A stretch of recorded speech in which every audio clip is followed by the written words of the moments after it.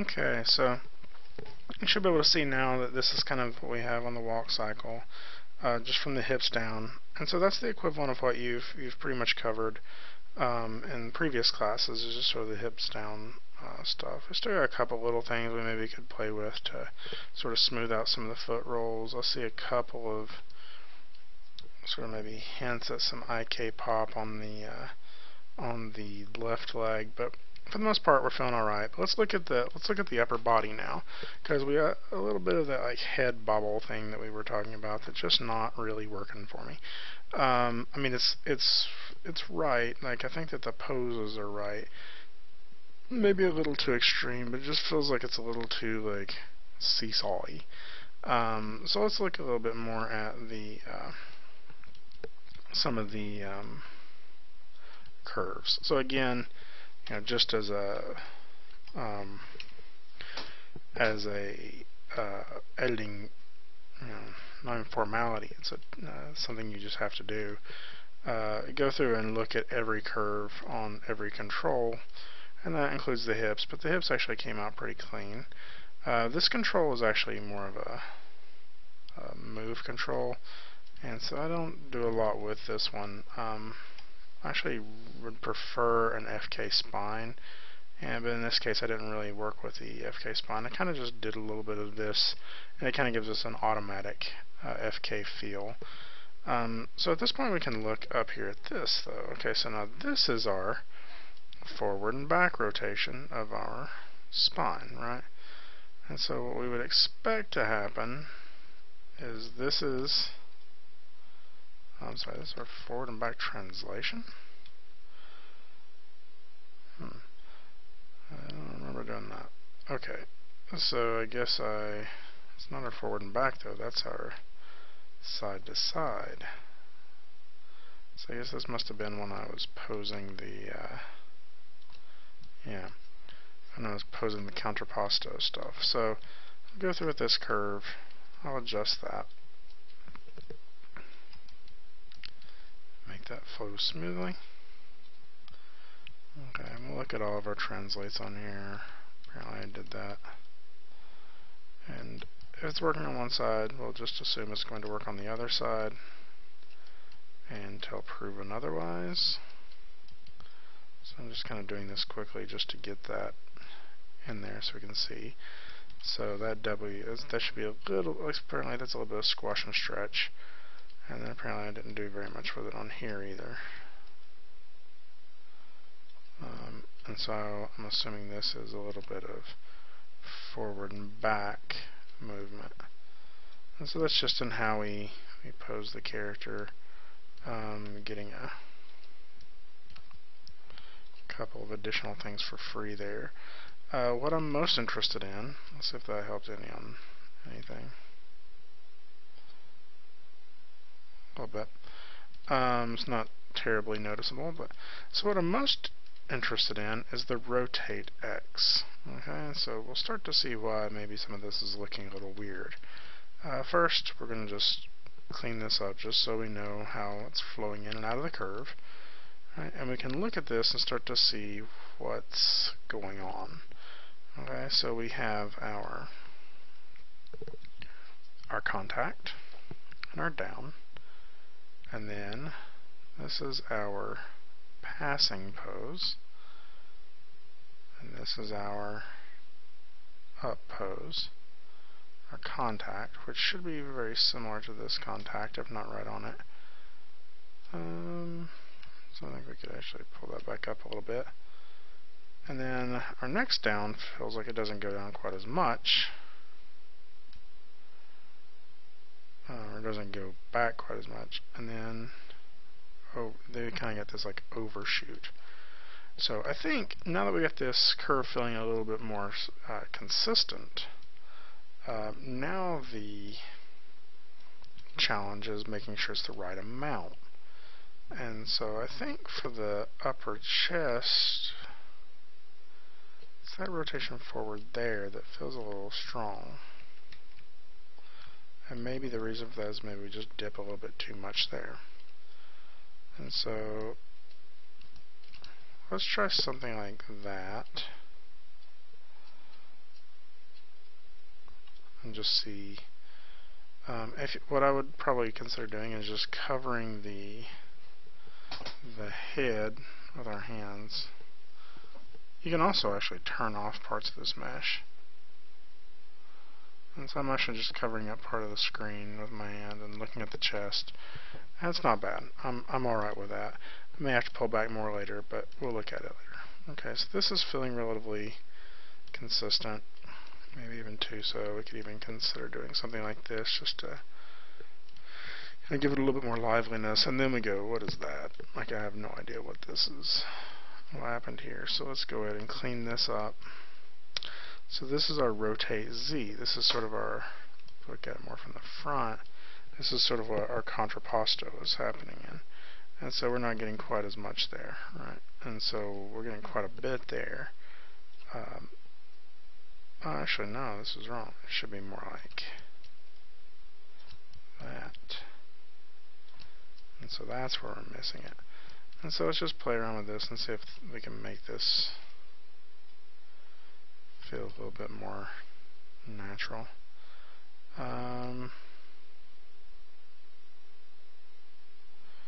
Yeah, so that just made it a little bit more consistent, right?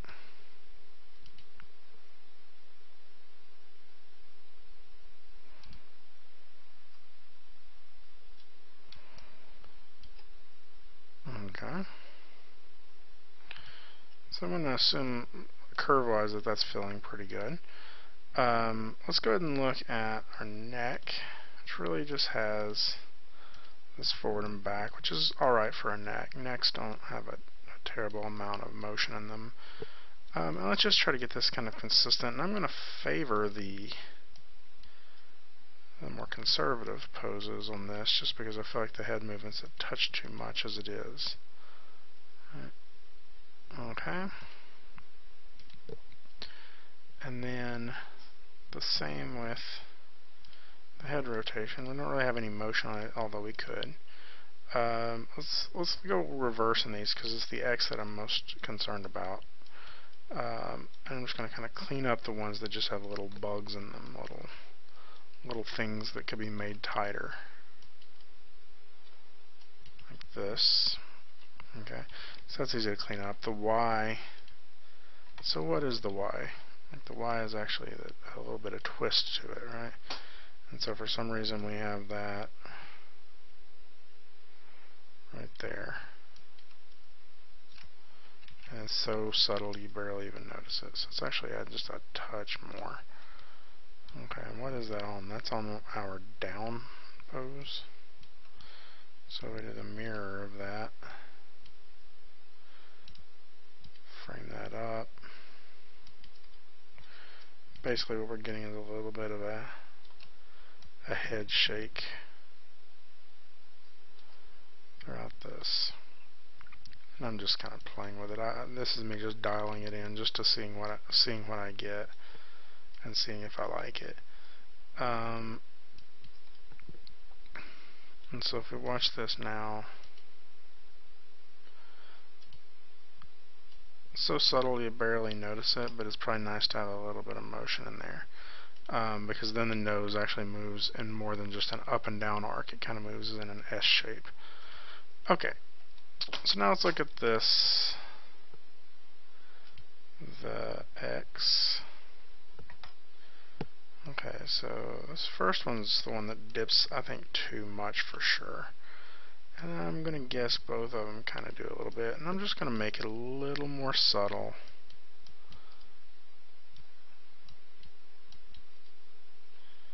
Okay, like that. Let's see how that looks.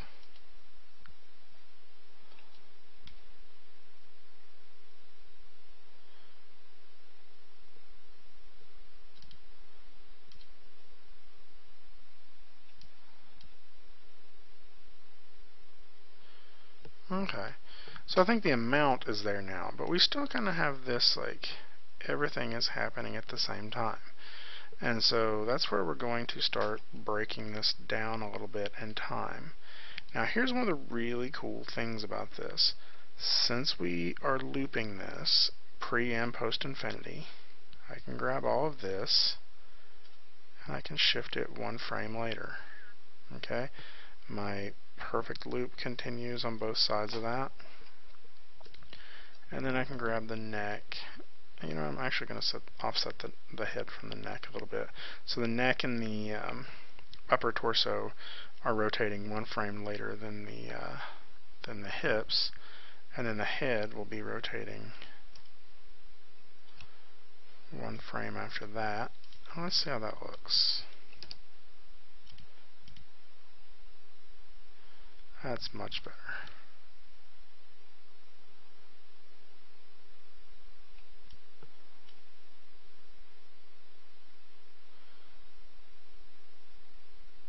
Okay. So, I am relatively happy with that. What I'm going to do now is work on the arms. So, let's look at the arms again. I'm not joking. Every curve. So, rotate X. Look at it. Let's see what's happening. So, rotate X is a confusing. Like the arms can be a little bit more confusing. So, what I usually do is I grab a channel and I look at it. And okay, rotate X is my twist. Okay, and so we can kind of see when do we want it to twist. It's actually working pretty well. I maybe would do a little bit of something like this. And if I were really polishing this, I would consider seeing if the arm should overshoot just a little bit past here. Now again, I am not, I do not condone this as a solution for overshoot. Digital tutors will tell you differently. They're stupid. Don't listen to them. That is not a good idea. The reason for that is because, well, let me just show you why that's a bad reason. If I do this and I say, okay, that's exactly where I want that to overshoot to, is right there. Now watch what happens to that peak when I move this. It changes. Okay, so since I did not nail that down with a key, my overshoot can be lost or changed. And I am a control freak. So if I want to overshoot just a little bit, maybe I would do something like that. And then I would adjust my tangent just to make it look like we're shooting past it. Now this is a very subtle spot, so maybe it wouldn't even really matter too much to have this overshoot. But I just like, you know, we could always do a little bit of something like that, just to add a little more spice to it. Either way, cleaning up this curve is really going to help. We're going to go here to this one. You'll see a major issue in this is that we're getting this hitch. And so I can fix that flow in the curve here, but let's look at just the flow overall. And so what is this? This is the rotate Y. What does the rotate Y do? That's the forward and back. Okay, so that's pretty important. So we rotate back and we get that little overshoot from the backwards rotation, right? And then we start to rotate forward, and it goes pretty quick, and then it kind of stops, right? And so that's kind of the biggest issue here. So I think we need to just kind of adjust how quickly and how much settle we get into this pose here, right? And so that's the contact, and then that's the overshoot. So that overshoot maybe even should go a little past that if we are mimicking this overshoot, or maybe this overshoot goes a touch too far. Okay, and then we can kind of build toward that same curve shape here.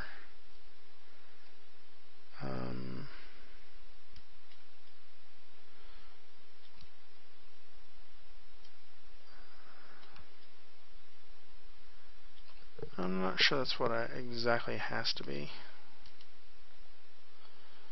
But just by doing that, that really kind of smooths up that arm a little bit. The last is Z, which is going to be our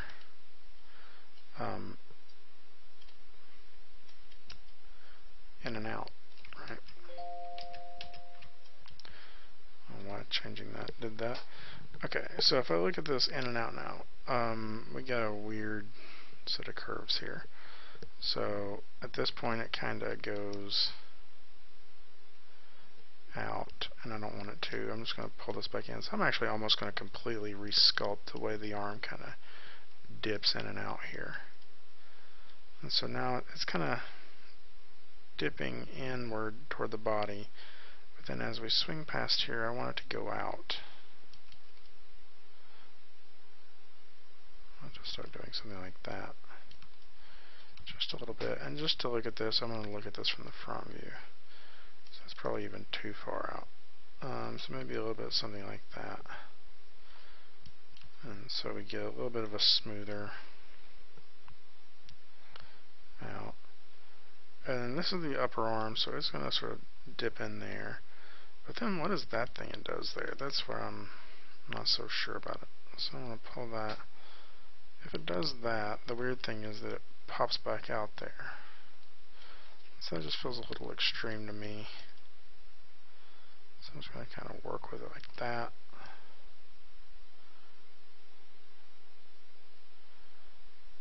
And so that feels a little better to me. Okay, now at this point I maybe would even go back and look at my X again to see if I need a little bit more of this rotate in here. Something like that. And that way this makes a little bit more sense now.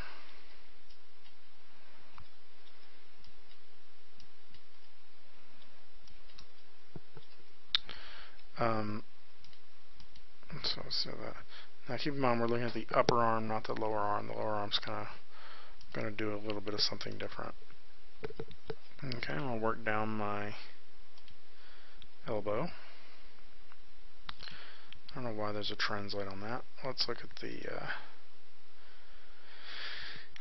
So, had I been animating very cleanly, really you should mainly only see channels on my rotate Y. This rig is pretty smart though, and it knows that we can do some slight changes to that. So I'm going to look at each of these channels and see if we get yeah. So this is a little bit more of almost like the wrist twist that I'm getting with this. And so even though I'm just doing my forearm, this has the ability to kind of control the wrist. I honestly don't like that. I wish it didn't have that ability, but it does, so what are you going to do? Well, I mean, I know what I would do. I'd lock it off. So we clean that up a little bit. That's helping. Okay. I'll look at my Z. And so if I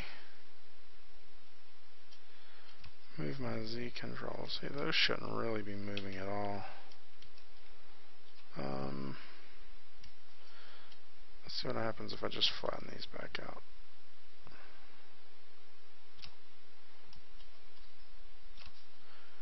I actually like that. So what I'm going to do is, that's just been a posing error on my part. We're just going to zero that back out. And then that way when we look at our Y, we'll be able to see a little bit more of a pure example of it, of what this rotation forward should be. Okay, so we get this rotate back. If we look at that, this is where it kind of fix our hitch. So that ended up changing. So basically we rotate back and then it kind of locks back on this elbow drag. And then we're going to drag our elbow even more forward. Now, I think that I can just kind of... What happens if I do that? Okay, and then we're going to overshoot there. Okay, so get a little bit of overshoot. And that way, as it comes back, we're still going to be dragging a little bit. So it's not going to pop forward and start rotating forward. We're going to kind of hold it there a little bit more. And then it kind of drags all the way back even. So I may... And then that way we can actually get a little bit more here in the way this transitions.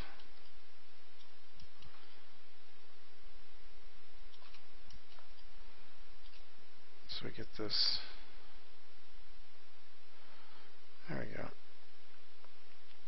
And so that's very minute stuff, but it's actually pretty important. And I'm going to do the hands next. X. Okay, so what's our X control mean? It's our twist. Okay. And so the biggest thing is I just want to keep some consistency in here. So it seems to twist back a lot there all of a sudden. So I'm going to make it happen a little more gradually. And then it's like it drags the back of the hand forward. And so then it starts to seem like it's going to rotate forward again here, but it kind of jumps and does a strange twist there. So I'm just going to clean that twist up. So it's going to sort of flip the hand back around. So you see, if we're just watching the way that hand twists, that really cleans that up.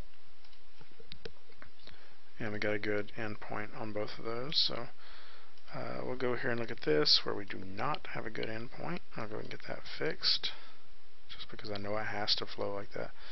And so here's the question on this: is what is this? This is sort of the side to side. So we know that at this point here, it's almost going to drag back, right? Can we drag it a little bit more without breaking it? Maybe. Yeah. And so that's actually, I have a feeling that this is actually going to be relatively close. I would maybe want to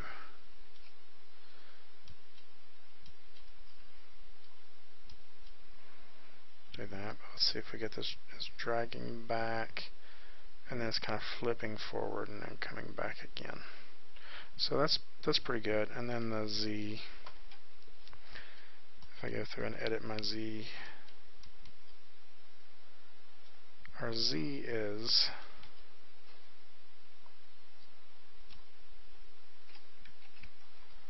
apparently not much, but our Z should be our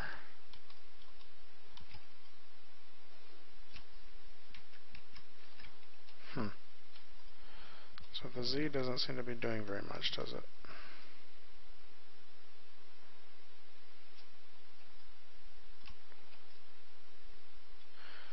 Okay, well, it's in there and it's not doing very much, so we'll just make sure it's kind of clean.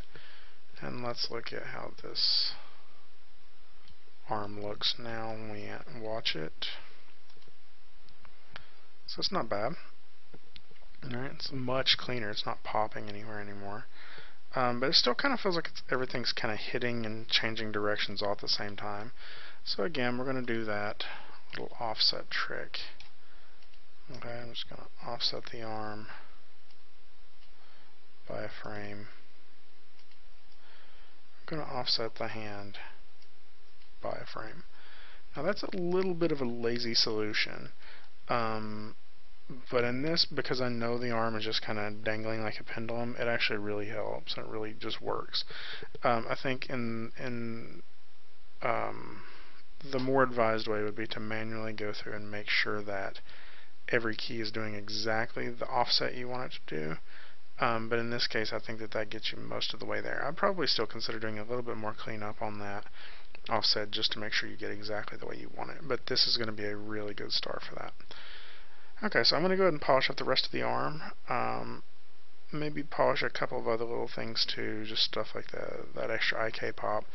And then I may play blast this out and we'll put it on YouTube with the tutorial videos just so you can kind of see the final result. So let me know if you have any questions, and I'll talk to you soon. Bye.